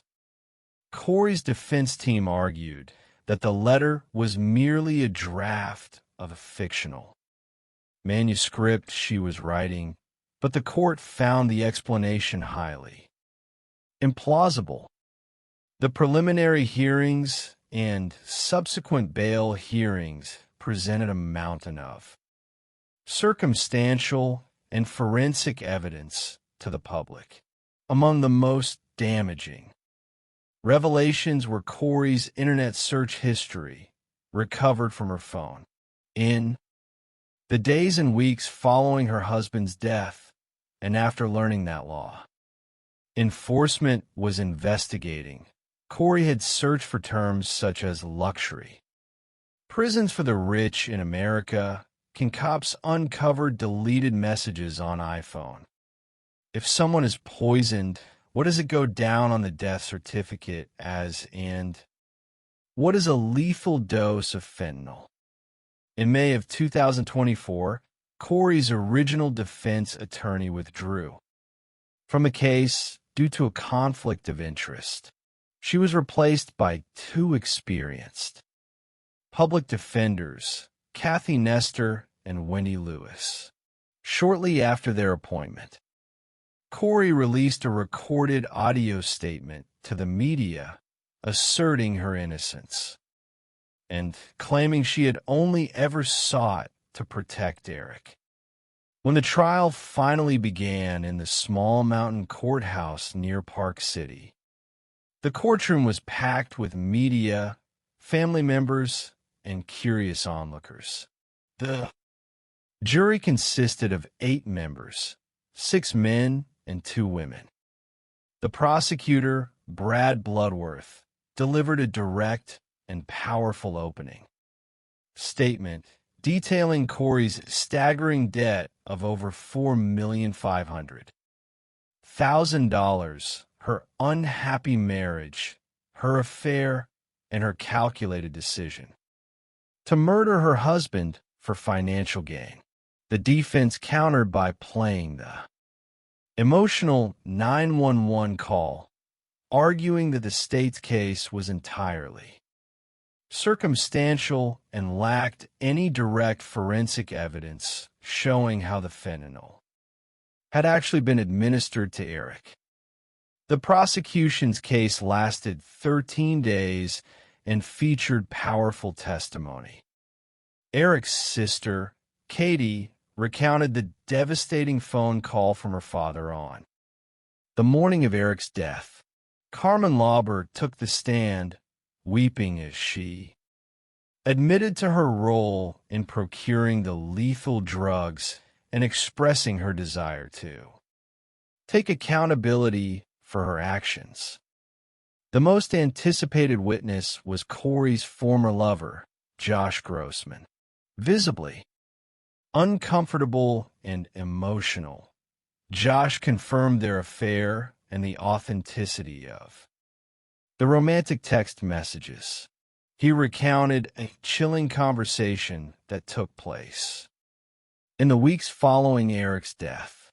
While sitting in Corey's car, she had suddenly asked him if he had ever killed anyone during his combat service in Iraq and how it had made him feel. In a stunning tactical decision that shocked the courtroom when the prosecution rested its case, the defense team immediately rested as well, calling zero witnesses to the stand. They believed the prosecution had failed to meet its high burden of proof. However, the jury thought otherwise. After deliberating for just under 3 hours, the 8 jurors returned a unanimous verdict, guilty of aggravated murder and all remaining charges. Foreperson Laura later shared that the deliberations were intense and thorough, but the overwhelming combination of financial motive, the affair, the toxicological evidence, and the highly incriminating search history left no doubt in their minds. Justice had finally been served. For Eric's family, the verdict brought definitive closure, though the pain of his absence remained. The 3 young boys who had lost their father to violence and their mother to a life sentence were adopted by Eric's sister, ensuring they would grow up surrounded by love and the memory of their devoted father. Part 8. The Shadow over Paso Robles. While the mountain valleys of Utah were coming to terms with the conviction of Corey Richins, another community nestled along the scenic central coast of California was remembering its own journey through tragedy and the extraordinary application of forensic science. Paso Robles, California, is a place of breathtaking beauty, known as El Paso de Robles, or the Pass of the Oaks. The region is characterized by rolling hills, majestic valley oaks, grazing cattle, and world-class vineyards. It is a peaceful getaway town halfway between Los Angeles and San Francisco, where life moves at a deliberate, gentle pace. Yet on May 5, 2018, a dark shadow fell over this idyllic landscape. The focal point of the tragedy was a secluded property on El Faro Road, known as Paradise Ranch. The property featured a beautiful, remodeled Victorian home with wraparound porches shaded by a massive willow tree. It was owned by 62-year-old Nancy Woodrum. Nancy was a fixture in the Paso Robles community. She owned and operated a popular hair salon downtown called The Strand, where she worked alongside her daughter, Amanda. Nancy was known for her warmth, her generous spirit, and her deep devotion to her faith as one of Jehovah's Witnesses. She loved horseback riding, finding peace and solace in nature, and harbored a deep hope for a peaceful future. Nancy's life had been marked by great resilience in the face of profound personal tragedies. Years earlier, she had lost an infant son, Christopher, who died at just 10 days old. Later, Her teenage daughter, Amy, passed away after a long battle with cystic fibrosis. Finally, her husband, Robert, a local contractor who had helped her build Paradise Ranch, died suddenly of a heart attack. Through all of these devastating losses, Nancy maintained her strong faith and her positive outlook on life to help manage the property after her husband's death. Nancy began renting out the large main house as a vacation rental while she lived in a small, cozy guest cottage on the property. On the weekend of May 4, 2018, a large wedding party checked into the main house at Paradise Ranch. The bride, her bridesmaids, and their families had traveled to the area for a beautiful vineyard wedding at a local winery. Nancy, welcoming as always, greeted the guests, gave the bride a warm hug, and explained that she would be staying nearby on the property if they needed anything. The wedding festivities proceeded smoothly, but on Saturday, May 5, Amanda grew deeply concerned when her mother failed to show up for a scheduled Bible study. Such an absence was entirely uncharacteristic of Nancy.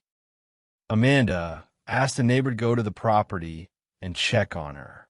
The neighbor arrived to find the door to Nancy's cottage wide open, the television blaring, and no sign of Nancy.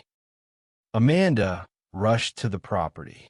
As she entered her mother's cottage, she was met with a scene that filled her with immediate panic. The home was tidy, with Nancy's purse, car keys, cell phone, and iPad sitting on a bench. However, the bedding was completely missing from the bed, and there was a dark, disturbing stain on the carpet. Upon closer inspection of the walls, Amanda saw what appeared to be blood spatter. She immediately dialed 911. Part 9. The Crime Scene and the Mysterious Trail. Reserve Detective Clinton Cole of the San Luis Obispo County Sheriff's Office was off duty on that Saturday afternoon when he received a call from his sergeant. He was instructed to immediately head to El Faro Road to assist with a highly suspicious missing persons case. When Detective Cole arrived at Paradise Ranch, the gravity of the situation was immediately apparent. Responding deputies briefed him on the scene inside the cottage. There were no signs of forced entry, but the physical evidence pointed to a violent struggle. Inside the bedroom, investigators identified 2 large blood stains on the floor. There was blood spatter on the headboard, on a nearby cabinet, and on the back wall. A beige pillow sitting on the bed also bore significant blood stains. Detective Cole immediately realized that Nancy had not simply wandered away. She had been violently assaulted and taken from her home against her will. The peaceful vacation rental had instantly transformed into an active, high-stakes crime scene. As the forensic team began processing the cottage, a crucial discovery was made. Several miles away, an officer with the California Highway Patrol contacted the Sheriff's Department to report that he had located several items of bedding and clothing discarded along the side of La Ponza Road, approximately 6 to 7 miles from Nancy's house. Detectives rushed to the location and recovered a gingham print sheet, a pillow, a dress, a pair of shorts, and a shirt. The physical appearance of the bedding matched the remaining items in Nancy's cottage, and the fabric bore heavy blood stains. When shown the clothing, Amanda confirmed through tears that the items belonged to her mother. The evidence suggested a terrifying scenario. Nancy had been wrapped in her own bedding and transported away from her home, either severely injured or deceased. With more than 20 wedding guests staying in the main house, just yards from Nancy's cottage, investigators faced an incredibly complex task. Every single guest was a potential suspect or a vital witness. Detectives began conducting extensive interviews with the members of the wedding party. The process was logistically challenging and emotionally taxing for the guests who had gathered for a celebration only to find themselves in the middle of a homicide investigation. To the frustration of the detectives, despite the close proximity of the main house to Nancy's cottage, separated by only a single wall, not a single guest reported hearing anything unusual on the night of the disappearance. The bride explained that she had gone to bed around 11:15, put in her earplugs, and slept through the night. However, investigators identified one wedding guest whose timeline of the evening was initially unclear. He had not attended the rehearsal dinner with the rest of the party, claiming he had stayed behind the property. His hesitant and uncooperative demeanor during initial phone conversations raised immediate red flags for the detectives. Determined to resolve the discrepancy, Detective Cole and his partner traveled to the guest's residence in Northern California, arriving unannounced. Upon face-to-face contact, the man's attitude changed.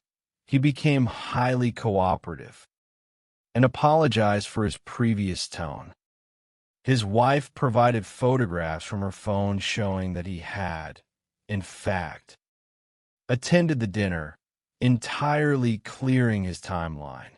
The guest also voluntarily provided a DNA sample to assist the investigation. Part 10. The disgruntled contractor and the estranged son. With the wedding party cleared, detectives expanded their focus to other individuals who had recently accessed the property. Because Nancy had been preparing to sell Paradise Ranch to focus on her missionary work, several local contractors had been performing repairs on the estate. Among the names discovered in Nancy's personal notes was Sean Bloom, a general contractor who had recently worked on the house. Amanda informed detectives that her mother and Sean had engaged in a highly contentious dispute over the quality of his work and the timeline of his payments.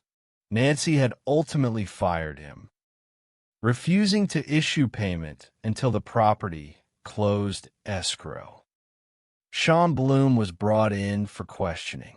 He did not attempt to hide his dislike of Nancy, and text messages on his phone confirmed he had threatened legal action against her. However, after a thorough interview, Sean voluntarily provided a DNA sample, which was sent to the state crime lab for analysis. Another potential avenue of investigation involved Nancy's estranged son, Chad.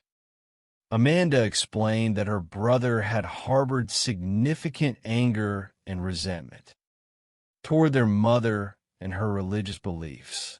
The relationship had deteriorated to the point where they had not spoken face-to-face in 5 years, and Nancy was barred from seeing Chad's children. Yet, on the night before her disappearance, Nancy had reached out to Chad via text message, attempting to find common ground. He was the last person to exchange messages with her. When contacted by detectives, Chad expressed a deep distrust of law enforcement, refusing to come to the station or provide a voluntary DNA sample. Suspicious of his resistance, detectives placed him under surveillance. After observing him consume several beers at a local establishment, deputies stopped his vehicle and arrested him for driving with an open container. While the minor charge was eventually dismissed, investigators successfully secured the discarded beer bottles from his truck, extracting his DNA for testing. Within days, the crime lab returned the results. Both Sean Bloom and Chad were completely excluded. The unknown male DNA profile recovered from the bloody handprint on Nancy's pillow did not match either man, nor did it match any profile in the national database. The investigation had hit a devastating wall. Part 11. The Virtual Fence. With all immediate suspects cleared and no active leads, the detectives refused to give up. They decided to employ a cutting-edge, highly sophisticated investigative tool that had rarely been used in the state of California. Geofencing. Geofencing is a digital technology that allows law enforcement, with a court-approved warrant, to request location data from Google for a highly specific geographic area and time frame. Because almost all modern smartphones, whether Apple or Android, utilize Google location services, Google records the physical coordinates of devices as they move through the world. Detectives utilized the timeline established by Nancy's phone records. At 12:17 on the night of her disappearance, Nancy's phone had initiated a call to 911 that lasted 0 seconds before being abruptly disconnected. This provided an exact 3-minute window of when the crime occurred. Investigators drew a virtual perimeter around Nancy's cottage and requested the device identifiers for any phone active within that boundary between midnight and 2 o'clock in the morning. When the data finally arrived from Google, detectives began the meticulous process of filtering out the known devices belonging to the wedding guests. Suddenly, a single unrecognized device identifier caught their attention. The data showed a cell phone active inside Nancy's studio cottage at exactly 1:33 and 1:52 in the morning, the precise time frame when Nancy disappeared. Detectives secured a secondary warrant to obtain the subscriber information associated with that specific device. In November of 2018, the results arrived. The phone belonged to Carlo Fuentes Flores. The name was immediately familiar to the investigators. Carlo Fuentes Flores was a local painter who had been hired to paint the deck and trim of the main house at Paradise Ranch in the weeks prior to the disappearance. To those who knew him, Carlo was a mild-mannered, hard-working family man. He was a devoted father who spoke constantly of his daughter and had worked successfully in the local trades for over 20 years. He was known as polite, professional, and entirely nonviolent. When detectives had interviewed him early in the investigation, He had been warm and cooperative, even recounting how Nancy had kindly given him tamales and read Bible scriptures with him while he worked. However, a forensic examination of Carlo's digital life revealed a dark, hidden psychology. Beneath his respectable exterior, Carlo harbored deep-seated, unusual fantasies. His search history was filled with searches for older women, specifically using terms like cougar and sexy lingerie. Nancy Woodrum was approximately 15 to 20 years older than Carlo, aligning with the specific patterns found in his search history. Furthermore, investigators discovered that Carlo frequently hired escorts and had recorded numerous videos of himself engaging in sexual acts with various women. He was living a double life, a dedicated family man by day, and a deeply troubled, secretive individual by night. Part 12. The Apprehension and the Truth. To secure an arrest, detectives needed absolute proof. They initiated a covert surveillance operation, following Carlo as he went about his daily routine. When Carlo stopped at a local restaurant for lunch with his wife, investigators watched him drink from a glass Coca-Cola bottle. The moment he left the restaurant, detectives recovered the discarded bottle and rushed it to the state DNA laboratory. The results were definitive. The DNA from the Coca-Cola bottle was an identical match to the unknown male DNA found within the bloody handprint on Nancy's pillow. On the morning of his arrest, Carlo was brought into the interrogation room at the Templeton Sheriff's Station. Detective Cole and his partner conducted the interview with quiet, methodical precision. Initially, Carlo maintained his innocent persona, claiming he only worked on the property and had no knowledge of Nancy's disappearance. Detectives slowly began to present the evidence, establishing that he knew the layout of the property and Nancy's living arrangements. When Detective Cole directly asked Carlo if he was involved in her disappearance, Carlo denied it. The detectives then revealed that they possessed undeniable DNA evidence, placing him in Nancy's bedroom on the night she vanished. The psychological shift was instantaneous. Carlo's posture collapsed, his breathing became shallow, and he began to weep. "I made a mistake," he whispered. "I want to be honest with you guys." Carlo initially attempted to frame the death as a tragic accident. He claimed he had returned to the property in the middle of the night to retrieve a ladder for a job the next morning. As he was backing his truck up, he claimed he accidentally struck Nancy, who had walked outside to investigate the noise. He claimed he carried her back inside to help her, where she subsequently collapsed. Detectives immediately challenged the plausibility of his story. If it was an accident, why was there blood spatter on the headboard and walls? Why was her bedding missing?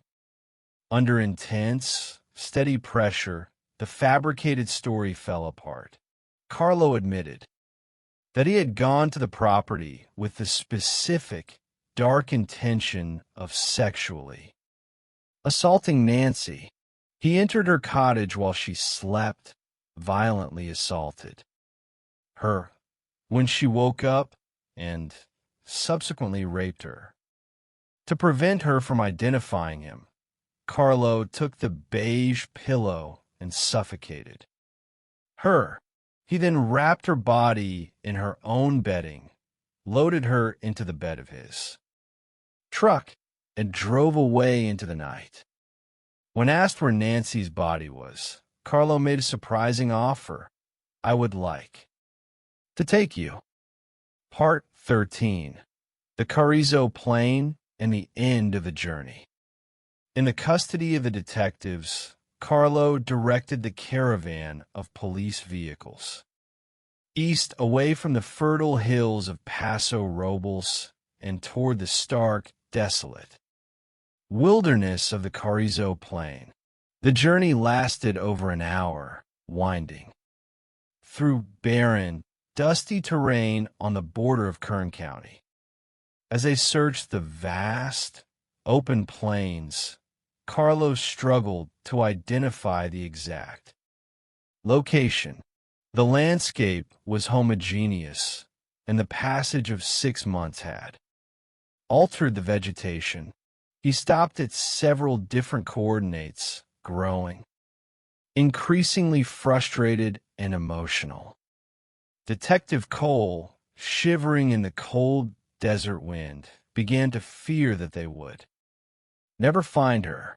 Yet, as he scanned the terrain, he noticed a small, unnatural pile of rocks situated several yards off the road. He pointed to the rocks and asked Carlo if they looked familiar. Carlo looked over, collapsed to his knees, and began to weep. "Oh my God, yes," he sobbed. Detectives approached the pile of rocks and discovered human skeletal remains, partially scattered by local wildlife. The skull and major bones were recovered. Carlo had not even taken the time to bury Nancy. He had simply placed her body on the ground and covered her with a few local rocks before driving away. Upon returning to the station, Carlo wrote a formal letter of apology to Nancy's family, expressing his deep regret for the senseless tragedy he had caused.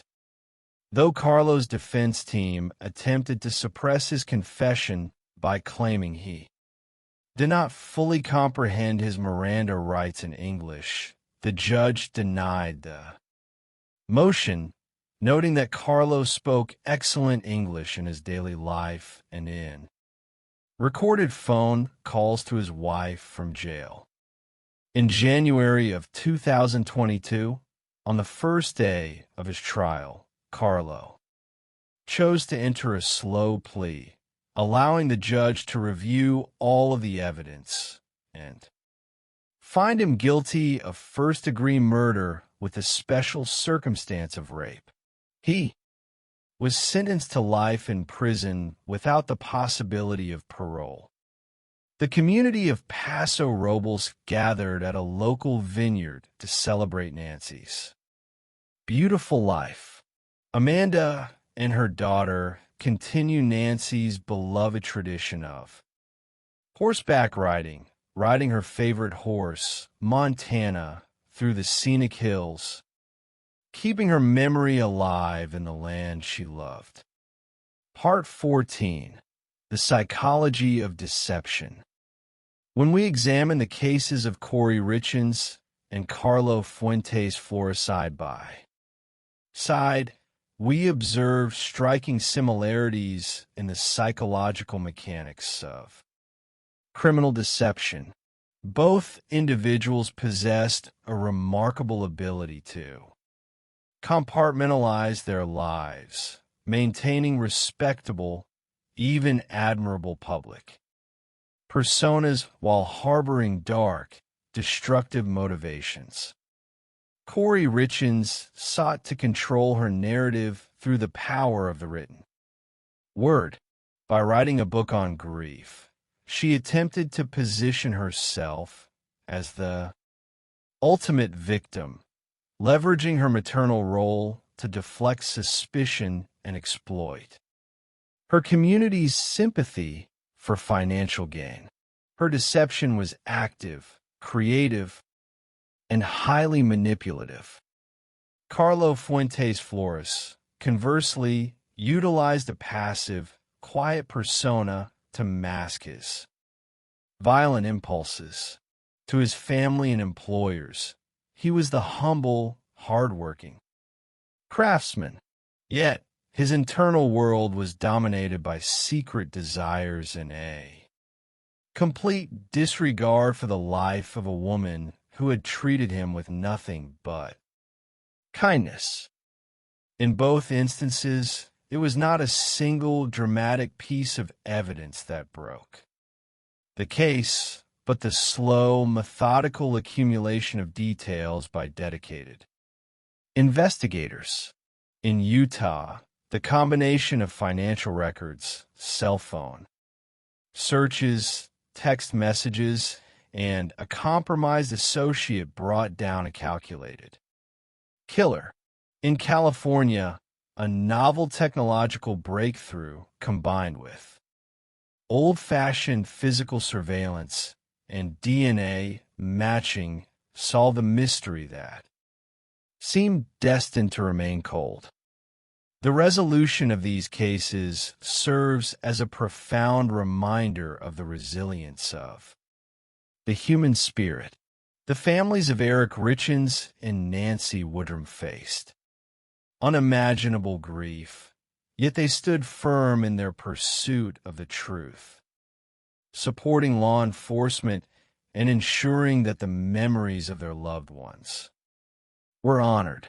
Through their efforts and the tireless work of the justice system, the truth was revealed, proving that even the most carefully constructed deceptions will eventually crumble in the light of justice.